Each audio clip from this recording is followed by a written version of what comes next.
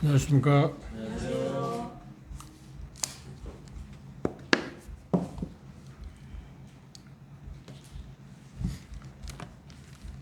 오늘 찬송과 선곡이 오늘 메시지 내용하고 딱 맞습니다. 이항재님하고 입을 맞춘 일이 없는데 어떻게 그렇게 찬송과 선곡을 잘 하셨습니다. 그리고 오늘 처음 사회 보신다고 그러는데 처음 사회 보는 분 같지 않네요. 주님이 참 놀라우신 분이라고 하는 생각을 합니다. 요한계시록 22장 함께 보도록 하겠습니다.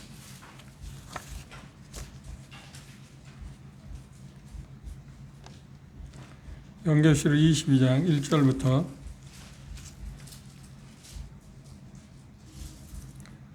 9절까지 함께 읽도록 하겠습니다. 한 절씩 교독하겠습니다. 요한계시록 22장 1절 제가 먼저 읽겠습니다. 또 저가 수정같이 맑은 생명수의 강을 내게 보이니 하나님과 및 어린 양이 보좌로부터 나서 길 가운데로 흐르더라. 강 좌우에 생명나무가 있어서 12가지 열매를 맺되 달마다 그 열매를 맺고 그 나무 잎사귀들은 만국을 치유하기 위하여더라. 다시 저주가 없으며 하나님과 그 어린 양의 보좌가 그 가운데 있으리니 그의 종들이 그를 섬기며 그의 얼굴을 볼터이요 그의 이름도 그들의 이마에 있으리라. 다시 범이 없겠고 등불과 햇빛이 쓸데없으니 이는 주 하나님이 저희에게 비추심이라. 저희가 세세토록 왕노릇 하리로다. 또 그가 내게 말하기를 이 말은 신실하고 참된지라. 주 곧 선지자들의 영의 하나님이 그의 종들에게 반드시 속히 되어질 일을 보이시려고 그의 천사를 보내셨도다. 보라, 내가 속히 오리니 이 책의 예언의 말씀을 지키는 자가 복이 있으리라 하더라.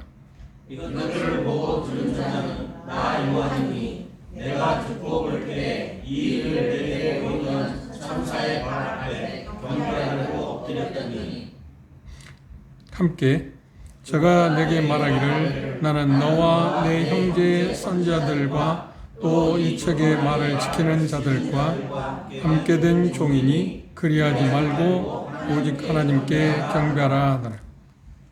예, 드디어 계시록 마지막 장이 왔습니다.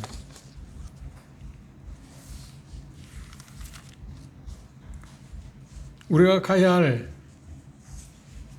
하늘나라에 대해서, 아버지 집에 대해서 여기 본문에서는 여러 가지로 이야기하고 있는데 그것들의 특징에 대해서 이야기할 때 한 7가지를 이야기하고 있습니다. 첫 번째가 뭐냐면 다시는 저주가 없다. 다시는 저주가 없다는 말은 온전한 어떤 거룩, 완전한 회복에 대해서 언급할 때 그곳에는 더 이상 저주가 없다. 그런 완전한 회복이 되었다고 하는 표현을 그렇게 표현하고 있습니다. 두 번째, 하나님과 그 어린 양으로부터 그 가운데가 있다. 그 보좌, 그러니까 보좌가 그 가운데 있다고 하는 것은 하나님의 어떤 통치, 완전한 통치에 대해서 언급을 하고 있다고 이야기할 수 있습니다.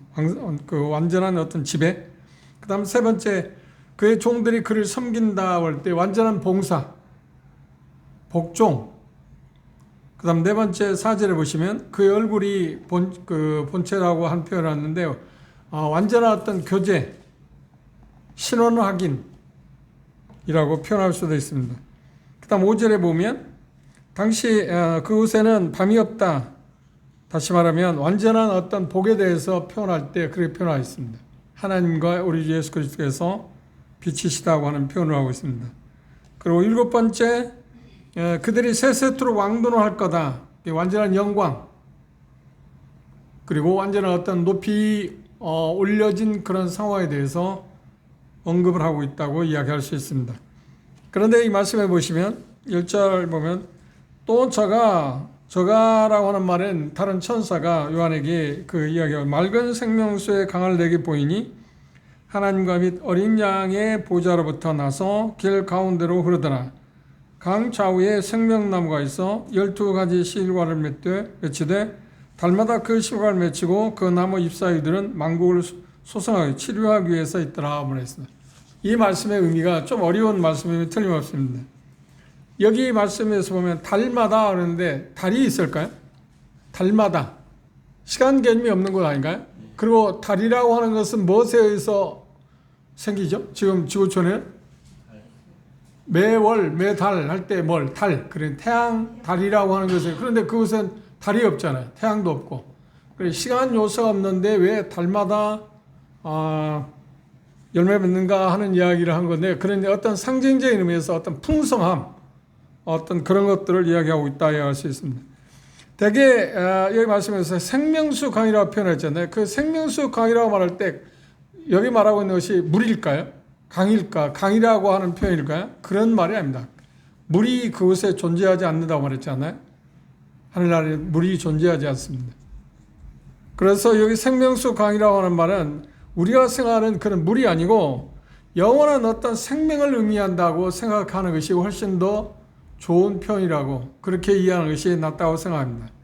영원한 생명의 보좌로부터 하나님, 그러니까 보좌에서 하나님으로부터 하나님 백성에게 계속 흐르는 어떤 그 생명, 계속 주어지는 그 어떤 생명, 그것을 상징적으로 생명수 강이라고 표기하고 있다고 이야기할 수 있습니다. 그런데 그 생명, 여기 보면 저기 밝은 곳, 위에 쪽에 밝은 곳이 하나님 보좌에서 흘러내리는 겁니다. 생명수가 그러니까 중앙에 있다고 말했습니다. 그런데 좌우에 뭐가 있나요? 그래서 생명수 나무. 그런데 이 사람은 이걸 생각할 때, 상상할 때 마치 물이 흐르는 것처럼 생각했다. 이제 표기 그 그림상으로는 그런데 우리가 말하는 그 물이 아니고 영생이 계속 흐르고 있다, 주어진다고 하는 의미, 생명이 계속 공급된다고 하는 그런 의미에서 표현인데 그렇게 표기를 해놓은 그림을 그려놨습니다. 그걸 오해하지 않으면 좋겠습니다. 생명나무는 어떤 거야? 영원한 생명이 어떤 복에 대한 축복에 대한 어떤 상지, 그게 생명나무라. 그러니까 창세기 3장 22절에서 24절에 있는 것처럼 에덴 동산을 만들고 그곳에 뭘 만들었나요? 생명나무다. 선악과를 알게 하는 나무도 있고 생명나무가 있었다. 그런데 범죄함으로 말미암아서 그걸 먹지 못하겠다. 그러니까 생명나무에서 창세기에서 상징하는 건 뭔가요? 영생. 영원히 죽음을 맛보지 않고 살 수 있는 것에 대한 그림이었는데 죄를 범함으로 말미암아 그들이 죄인 상태에서 멸망, 그러니까 저주받은 상태에서 영원히 지속되는 것을 하나님 막기 위해서 화염감으로 막았다. 그리고 그곳을 갈 수 있도록 하기 위해서 하나님이 시도한 것이 상징적으로 어떤 게 있냐면 성막, 하나님께 가까이 가기 위해서 성막을 만들었는데 성전도 마찬가지입니다. 문이 어느 쪽에 있었나요? 항상 동쪽에 있었어요. 동쪽. 왜냐하면 동쪽으로 쫓겨났기 때문에 들어갈 수 있는 곳이 동쪽이다. 그 하나님의 배는 참 놀랐습니다. 그렇죠? 남쪽이나 북쪽에 있지 않고 그들이 쫓겨난 곳이 동쪽이기 때문에 빨리 하나님의 가장 쉬운 곳에서 찾아갈 수 있도록 배려했다고 하는 것도 우리가 조금 생각해 볼 수 있습니다. 그런데 그곳에 과일을 맺는다. 그 과일이 우리에게 주는 의미가 뭘까요? 진짜 어떤 나무의 과일일까요? 그런 의미도 있을 수 있습니다만 여기에서 말하는 그 많은 열매를 맺는다고 할 때 하늘의 어떤 무한한 생명력, 즐길 수 있는 것, 그 다양성, 영원한 기쁨을 제한 없이 누릴 수 있다고 하는 것에 대한 의미로 그렇게 열매를 맺을 수 있다고 이야기하고 있습니다. 그런데 그 나무 잎이 치료한다고 하는 표현을 했지 않나요? 근데 치료한다는 말은 고친다라고 하는 그런 표현인데 그건 뭐 어떠냐면 건강을 증진시킨다. 그런데 뭐 영원한 생명체, 부활체가 뭔 건강을 정진시킬 필요가 있나요? 지금 우리가 육체를 갖고 있을 때 건강을 정진시키다든지 그런 필요성이 있을 수 있습니다만 부활체는 건강을 정진시킬 필요가 없잖아요. 그런데 뭘 고칠 필요가 있나요? 뭘 치료할 필요가 있겠나요? 그러니까 이건 역시 상징적인 요소에서 생활을, 그러니까 그곳에서 생활에 대해서 생각해 볼 때 즐길 수 있는 것을 계속 촉진시킨다. 그걸 계속해서 끊임없이 공급한다는 의미에서 그런 표현을 한 거라고 생각하면 좋을 것 같습니다. 에릭 사우의 형제님은 그분의 책에서 이 부분을 뭐라고 표현하냐면 인생의 불행에서 완전히 해방된다는 의미를 그렇게 표기했다고 그분은 그렇게 해석하기도 합니다. 일리 있다고 생각해. 그렇죠? 나뭇잎이 고친다고 표현했을 때 그런 표현하고 있는데, 그런 것도 일리가 있지만 그것보다는 그것의 삶에 대해서 즐길 수 있는 촉진 역할을 하는 것을 계속해서 공급되어진다, 무한대라고 표현할 수 있습니다. 그것들에 대해서 표현할 때 여기 나뭇잎이 치료한다, 고친다고 하는 표현을 했습니다. 우리가 성도들이 하늘에서 필요해서가 아니라 부활체를 가지고 있는데 필요한 건 아닙니다. 그렇죠? 먹고 마시는 게 필요한 건 아닙니다. 예수님이 부활하셨을 때 먹고 마셨나요? 그렇죠? 요한복음에 보면 21장에 보면 음식을 같이 제자들과 먹은 일이 있습니다. 부활체가 먹을 수도 있다고 하는 것을 우리가 생각할 수 있습니다. 그럼 필요에 의해서 먹은가요? 아니, 필요 없는데도 일종의 하나의 어떤 즐거움, 그것에 대한 표현이라고 이야기할 수 있습니다. 그래서 표현한 것은 즐거움을 위해서 먹을 수도 있을 거다.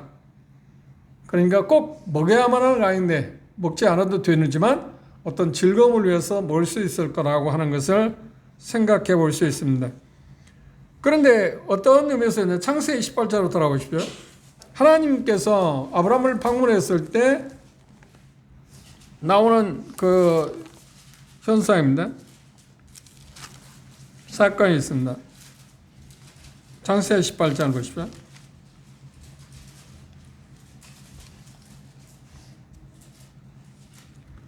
18장 1절부터 8절에 있는 말씀까지 함께 읽어볼까요? 한 절씩 교도합시다. 제가 18장 1절에 읽겠습니다. 여호와께서 마므리의 상무소리 숲을 근처에서 아브라함에게 나타나시니라. 오정쯤에 그가 장막문에 앉았다가 눈으로 보는 사람 셋이 맞은편에 서 있는지라 그가 그들을 쫓아오고 장막문에서 달려나가 던져하며 온몸을 땅에 묵여 가로되 내 주여 내가 주께 은혜를 입었사오면 원컨대 종을 떠나 지나가시지 마시옵고 물을 쭉 가져가사 당신들의 발을 씻으시고 나무 아래에서 씻소서. 내가 떡을 조금 가져오리니 당신들의 마음에 쾌활케 하신 후에 지나가소서. 당신들이 종에게 오셨음이이다. 그들이 가로되 내 말대로 그리하라. 아브라함이 급히 장막으로 가서 사라에게 이르되 속히 고운 가루 세 쌀을 가져다가 안주하여 떡을 만들라 하고 아브라함이 또 짐승떼에 달려가서 기름지고 좋은 송아지를 취하여 하인에게 주니 그가 급히 요리한지라. 아브라함이 엉린 젖과 우유와 하인이 요리한 송아지를 가져다가 그들 앞에 차려놓고 나무아래에서 시험에 그들이 그렇죠. 여기 하나님과 두 천사. 소돔 고모라에는 하나님은 안 가셨습니다. 그렇죠? 아브라함하고 대화를 나누기 나와 있습니다. 근데 하나님께서 아브라함을 만났을 때 음식을 드셨다고요? 그렇다고 이야기하고 있습니다. 그런데 그분이 예수님도 마찬가지입니다. 그분이 먹을 필요가 있나요? 먹을 필요가 없는데 어떤 즐거움을 위해서 먹을 수도 있다고 하는 이야기입니다. 그것들에 대해서 생각할 수 있습니다. 그리고 예수님께서 직접 그 일을 하셨는데 누가복음을 한번 참조해 볼까요? 누가복음 24장입니다.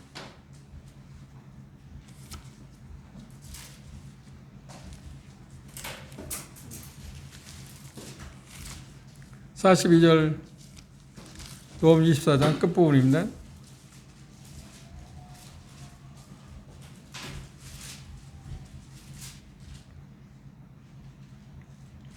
(42절) (43절) 함께 읽겠습니다.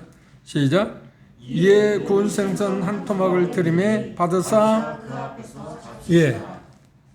부활체를 갖고 계신 주님께 육신을 갖고 계셨을 때는 그분이 분명히 드셔야 했습니다.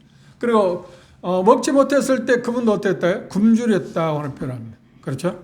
40일 동안 마태복음 4장에 보면 40일 동안 금식했기 때문에 굶주렸을 때 사단이 세 가지 시험을 했어요. 처음 돌로 떡덩이를 만들려고 시험했지 않나요?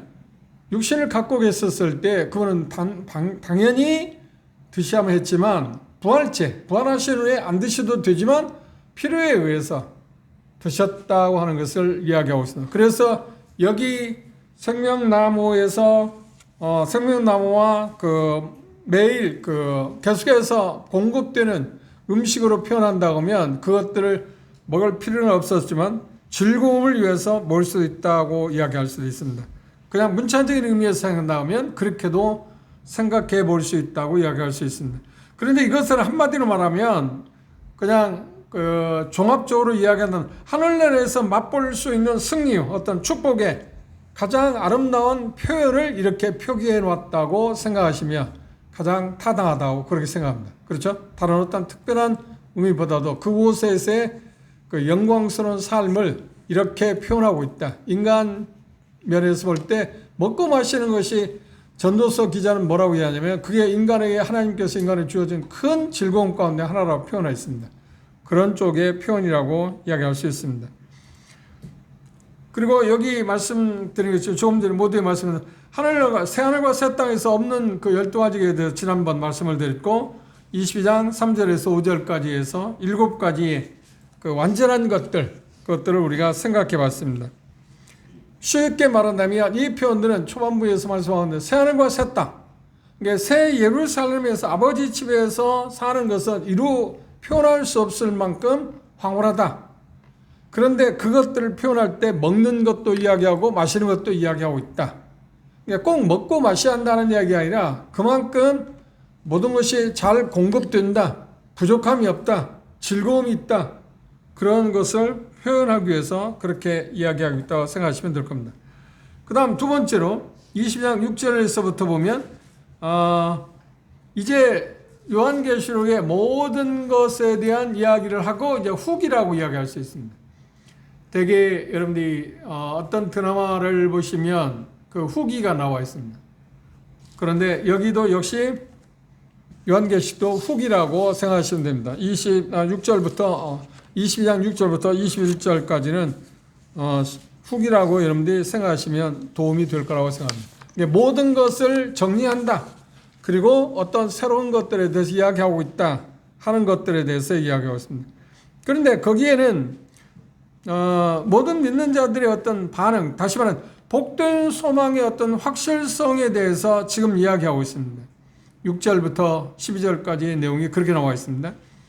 6절부터 12절 내용을 보시면 본문은 모든 그리스도인들, 구원받은 사람들, 주 예수 그리스도의 임박한 재림에서 재림이 임하게 될 때 보여야 할 어떤 태도, 여러 가지 반응, 그것들을 이야기하고 있는데 그것을 여기에서는 6절에 12절까지 4가지 반응을 나와 있습니다. 그러니까 예수 그리스도에서 오시게 된다고 하는 것이 확실한데 그때 믿는 자들은 어떤 반응을 보여야 하느냐, 보여야 할 거냐 하는 것에 대해서 언급을 하고 있습니다. 그 다음에 하나가 뭐냐면 21장 6절 보십시오.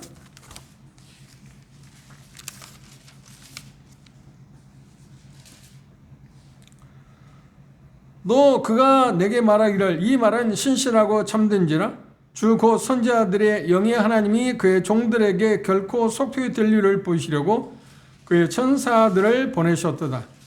이 말이 얼마나, 그러니까 계시록에 기록된 것이 얼마나 확실한가, 그리고 믿을만한가 하는 것에 대해서 먼저 언급을 했습니다. 그리고 나서 뭐라고 이야기하는가요? 8절 다시 보시면 7절에 보시면 보라 내가 속히 오리니 이 책의 연의 말씀을 지키는 자가 복이 있으리로다. 요한계시록에서 7가지 복에 대해서 이야기했는데 여기 6번째 복에 대해서 지금 이야기를 하고 있습니다. 그런데 여기 말씀해 보면 이 말씀을 받을 만하다. 이 말씀이 뭔가? 계시. 지금까지 요한에게 보여준 예수 그리스도께서 요한을 통해서 계시해 준 이 모든 말씀은 믿을 만하고 참되다고 말했습니다. 그리고 하나님이 종인 그것에 대해서 뭐라고 했냐면 반드시 곧 일어날 일들이기 때문에, 반드시 곧 일어날 일이라고 한다고 하는 것은 어떤 이야기냐면 항상 오늘이라는 개념에서 이야기했습니다. 그런데 요한 사도도 그것이 곧 이루어질 거다. 예수님 말씀하셨 내가 곧 오겠다고 말씀하셨잖아요. 그런데 시간적으로는 우리의 인간의 시간은 얼마나 흘렀나요? 2000년이 흘렀잖아요. 2000년 시간이 흘렀습니다. 그러면 하나님의 시간은 개념이 없기 때문에, 갖고 계시기 때문에 시작도 끝도 없는 분이기 때문에 시간 개념을 갖고 있지는 않습니다. 그래서 이 말은 곧 오겠다고 하는 말은 언제 오실지 말. 그러니까 다른 표현은 오늘도 오실 수 있다고 하는 이야기입니다. 그게 요한이 봤을 때도 마찬가지고 지금 우리에게도 같은 이야기입니다. 그게 쉬운 표현을 한다면 예수 그리스도의 다시 오시겠다고 하는 그 말씀에 대해서 그 예언이 확실한데 그 예언에 대해서 우리들이 기대할 건 뭐냐면 오늘 오실 수 있다는 그 마음을 갖고 있어야 한다. 그걸 지금 표현하고 있습니다. 그리고 여기 7절에 뭐라고 그러냐면 7절 주목해 보시죠. 보라 내가 속히 오린다. 그런데 7절 시작하기 전에 원문에는 뭐라고 하냐면 그리고라는 말이 나왔습니다. 말씀하신 분이 달라졌다고 하는 천사가 아니라 지금 예수님께서 곧 말씀하고 계시다고 하는 이야기를 하셨습니다. 뭐라고 표현했나? 보라 내가 속히 온다. 내가 속히 온다. 천사의 말입니까? 예수의 말씀입니까? 그렇죠. 예수의 말씀입니다. 화자가 달라졌죠. 조금 전에 누가 이야기했나요? 요한에게 천사를 통해서 말했습니다. 그래서 7절에는 이제 예수님께서 직접 요한에게 말씀하십니다. 말씀하신 분이 달라졌습니다. 그런데 여기 표현 가운데 보면 보라 내가 속히 오리니 이 책의 예언의 말씀을 지키는 자가 복이 있다. 우리가 계시록에 들어가서 1장 3절을 참조해 봅시다. 거기에 세 가지를 이야기하고 그 복의 시작에 대해서 이야기를 하고 언급을 하고 있습니다. 요한계시록 1장 3절입니다. 함께 읽어볼까요? 요한계시록 1장 3절입니다. 시작. 이 예언의 말씀을 읽는 자와 듣는 자들과 그 가운데 기록한 것을 지키는 자들이 복이 있나니 때가 가까움이라. 이 세 가지를 언급했습니다. 그런데 22장 여기 7절에서 말하는데 마지막 걸 하나를 이야기했습니다. 그렇죠? 그런데 읽는다고 하는 말은 뭔가요? 정확히 말하면 다시 안다. 정확히 안다.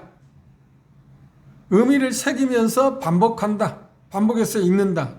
그리고 의미를 새기면서 반복해서 납득한다. 그것이 읽는다는 뜻입니다. 그러니까 우리는 요한계시록을 그냥 단순히 읽는다. 1장부터 22장까지 읽어가는 그 읽는다는 표현보다는 어떤 거예요? 의미를 생각하면서 정확히 그것이 어떤 의미인가 하는 것을 되새기면서 읽는다고 하는 의미를 갖고 있습니다. 좀 다른 의미죠. 그렇죠? 단순히 읽는다고 하는 것도 포함되어 있습니다. 빼놓을 수 있는 건 아닙니다.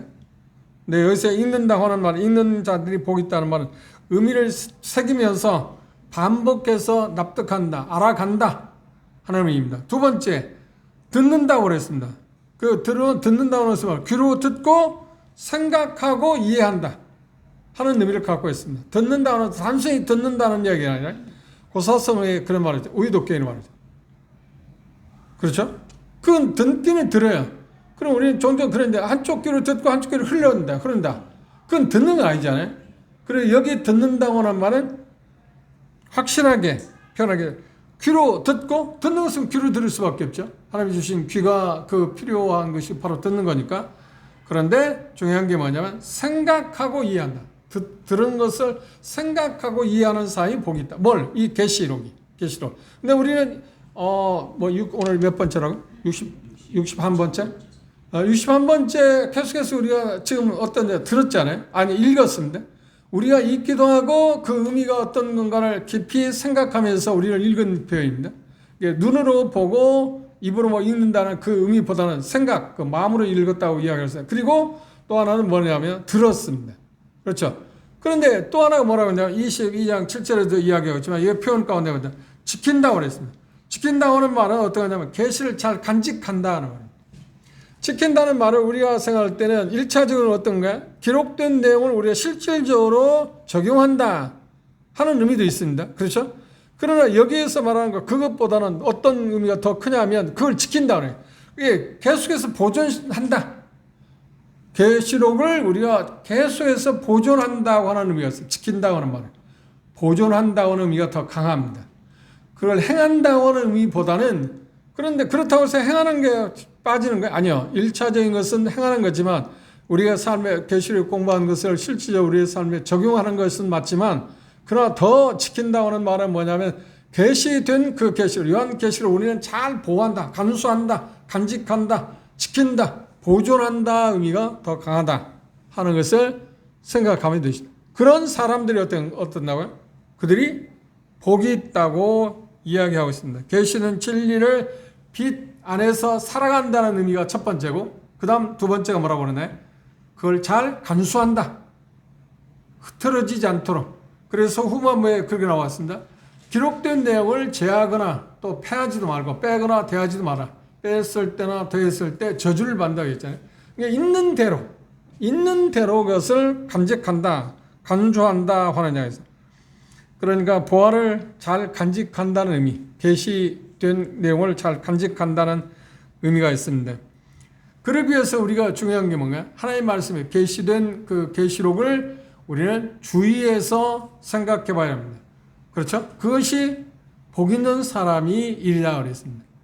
특별히 읽는다, 듣는다, 지킨다는 그 의미를, 문자적인 의미를 생각해 보면서 우리 마음 가운데 생각해 보세요. 특별히 지킨다고 하는 말, 의미를 잊어버리지 마십시오.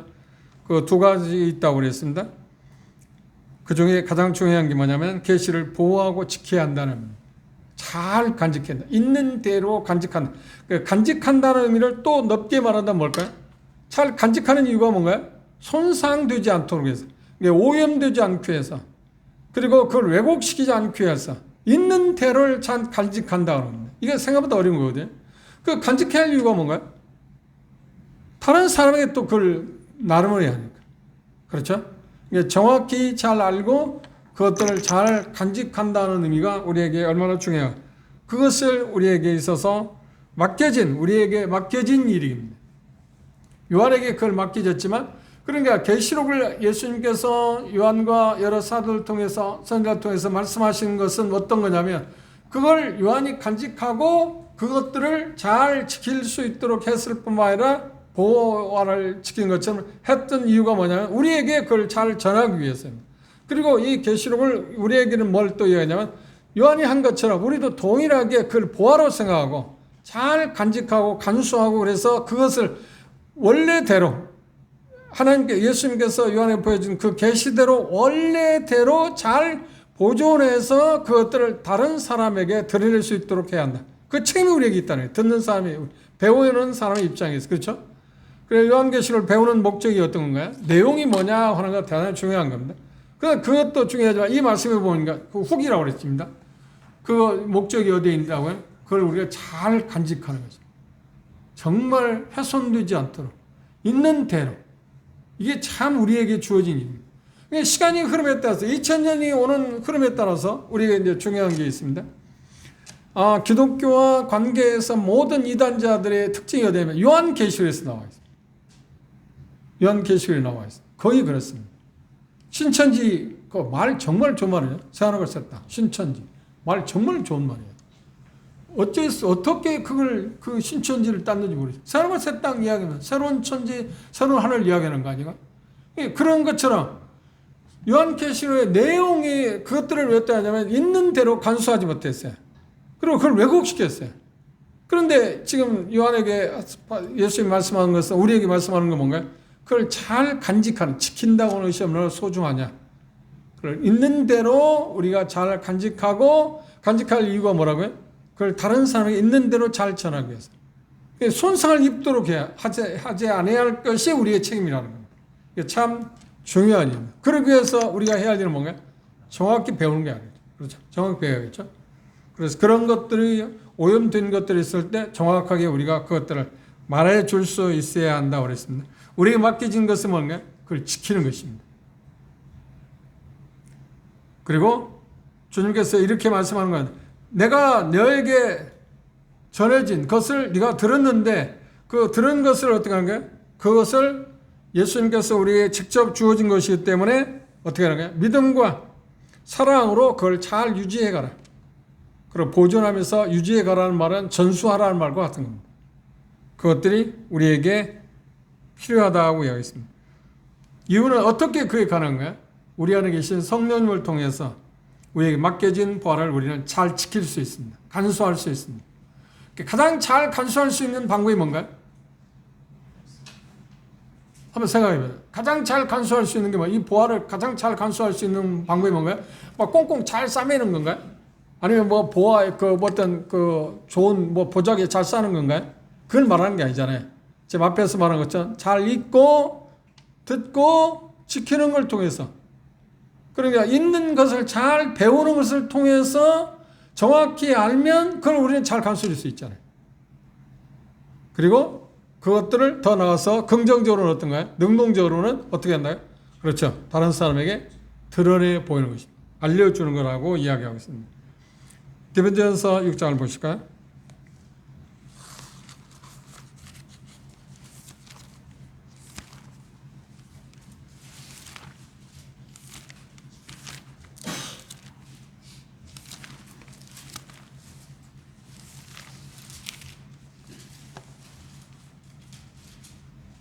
(20절입니다) 이건 계시록만 아니라 성경 전체에 대한 이야기던데.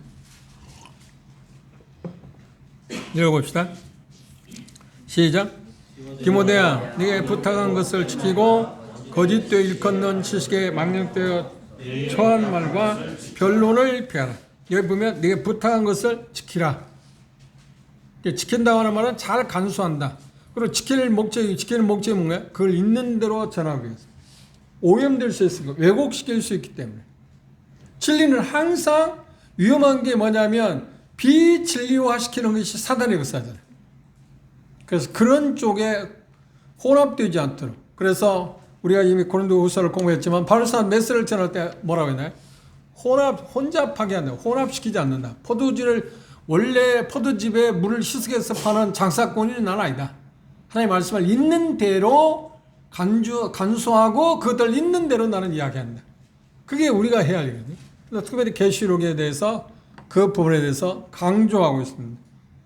디도서 한번 보시면 디모데후서입니다. 디모데후서 1장 바로 옆에 있습니다.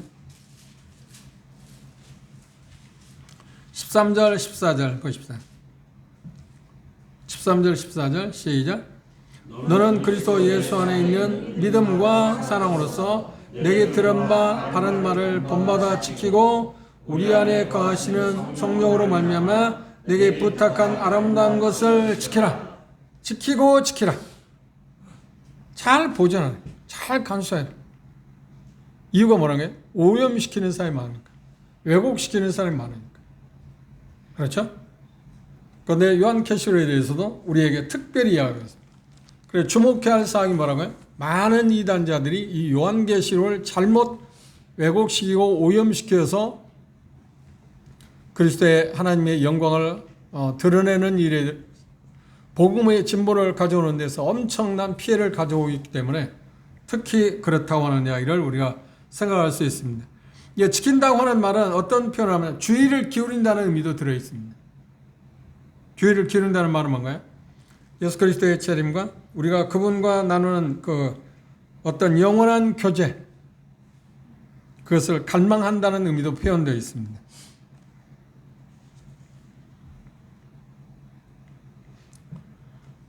우리가 이렇게 할 때 우리가 오는 결과는 무엇인가요? 그리스도를 더 사랑하게 되고 그리스도처럼 변화되고자 하는, 그러니까 예수를 닮아가고자 하는, 그리고 더 그것에 대해서는 더 노력하게 될 것이고, 더 나아가서 우리 몸의 부활을 바라보면서 우리가 받아야 할 상을 바라보며, 앞에서 말씀했잖아요. 우리는 영원토록 그분과 함께 다스린다고 그랬잖아요. 완전한 통치에 대해서 표현했습니다. 그것들을 바라보면서 우리는 기대해야 한다고 이야기하고 있습니다. 그것을 뭐라고 하냐면 주제대로 복된 소망의 확실성입니다. 복된 소망이 바로 그것이다. 그리고 그뿐인가요? 중요한 조금 전에 말씀 지켜야 할 이유가 뭔가요? 그걸 다른 사람에게 나누기 위해서 아닌가요? 나만 그냥 간수하기 위해서 지키는 거 아니잖아요. 보자기에 쌓아놓는 건 아니잖아요. 그래서 그것들이 우리에게 주어진 책임 가운데 하나이기도 합니다. 그리고 8절 9절 보십시오.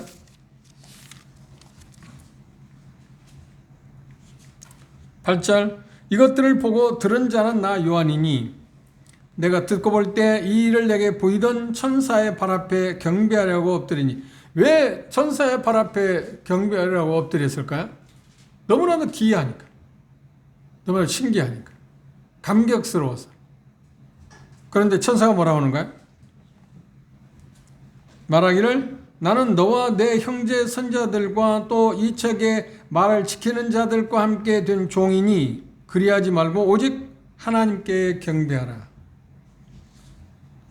예수 그리스도의 오심을 기다리는 사람들이 예수님이 오신다고 말씀하실 때 그걸 기다리는 사람의 태도 가운데 두 번째가 어떤 거냐면 하나님을 예배하는 일에 전력해야 한다. 하나님만. 예배 대상은 누군가요? 하나님이시죠. 그러니까 구체적으로 말하면 아들된 예수 그리스도도 예배 대상입니다. 근데 일반적으로는 하나님, 성부 하나님이시죠.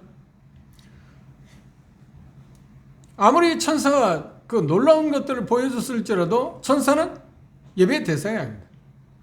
오직 이 세상에 예배 대상은 하나님밖에 안 계십니다. 그렇죠?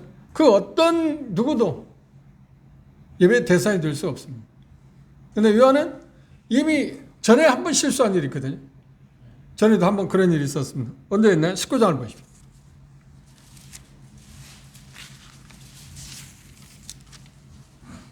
10절입니다.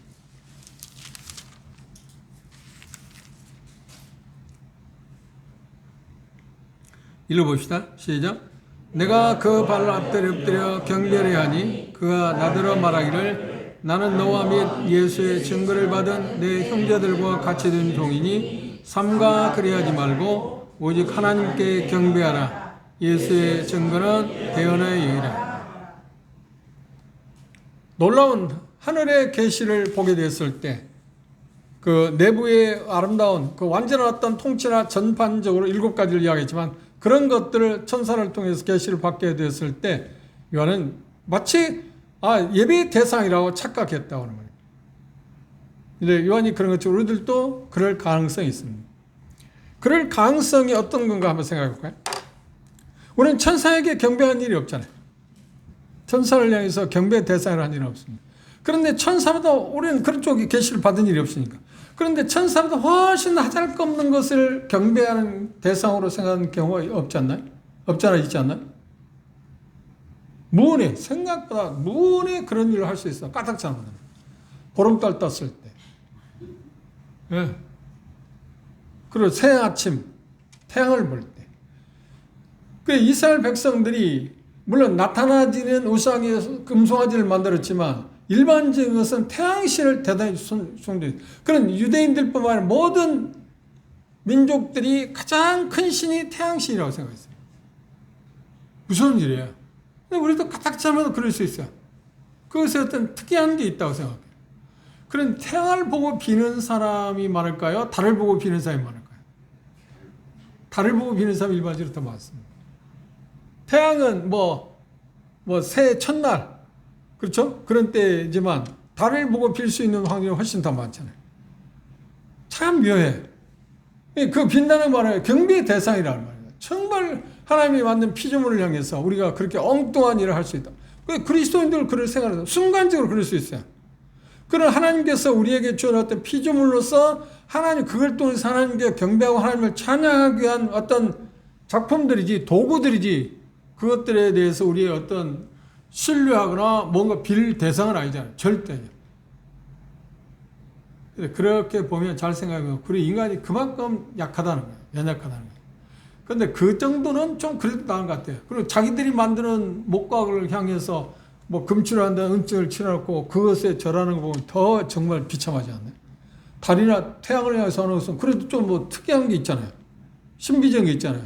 그리고 초자연적인 어떤 힘도 있잖아요. 근데 나무로 만들어갖고 은붙이 그런 거 해갖고 거기에 절을 하고 돌 쌓아놓고 거기에 절한다.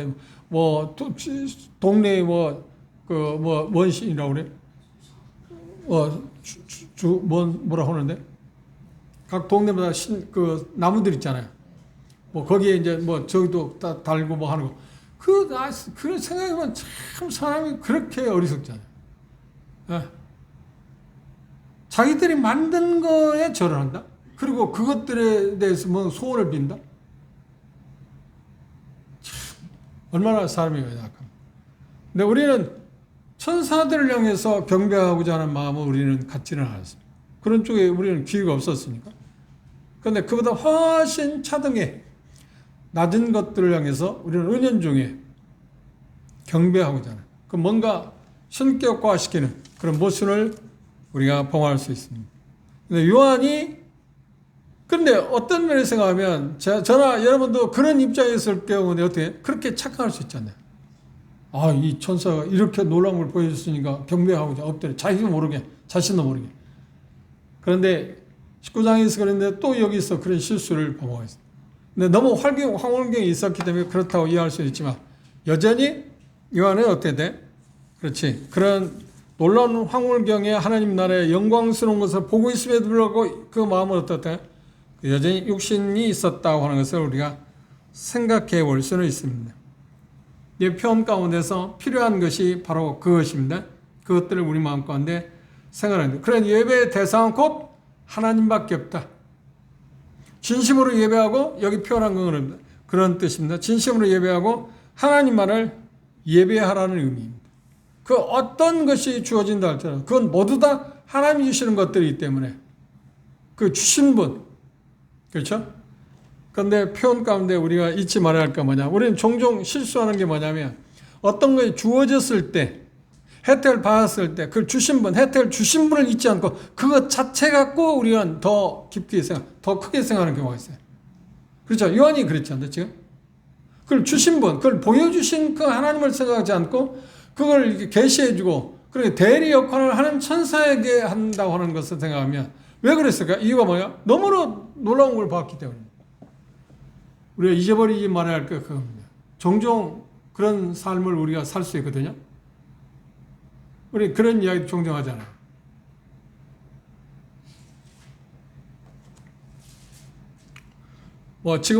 지금도 그런 경우가 하기는 하는 것 같은데 잘 하지 않는데, 결혼할 때 뭔가요? 그 결혼 기념회에서 반지를 준다든지 목걸이를 주지 않나요? 그죠?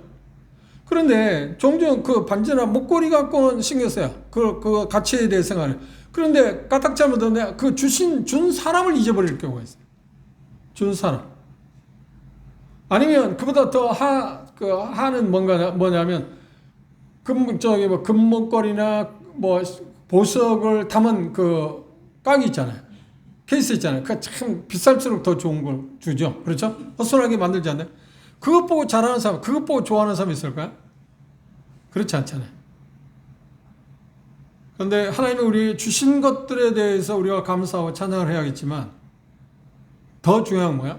그걸 주신 분.